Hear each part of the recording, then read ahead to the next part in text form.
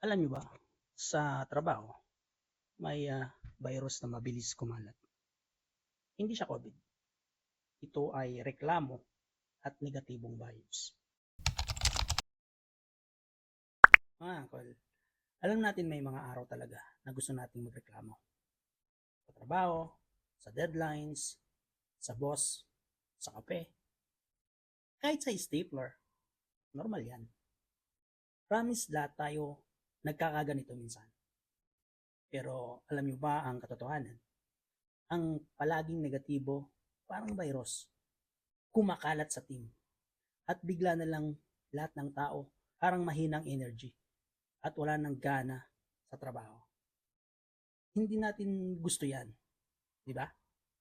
Kaya imbes na puro reklamo, subukan natin mag-share ng solusyon o kahit konting positibong salita. Hindi ibig sabihin na hindi tayo nagrereklamo. Ibig sabihin lang, mas smart tayo sa paraan ng pag-handle ng problema. At tandaan, mas masaya ang trabaho kapag mas marami ang natutuwa kaysa nagrereklamo. Kaya kung gusto nyo ng tip, bawas reklamo, dagdag jokes, at tandaan, stapler lang ang dapat maging matigas, hindi ang attitude natin. Peace.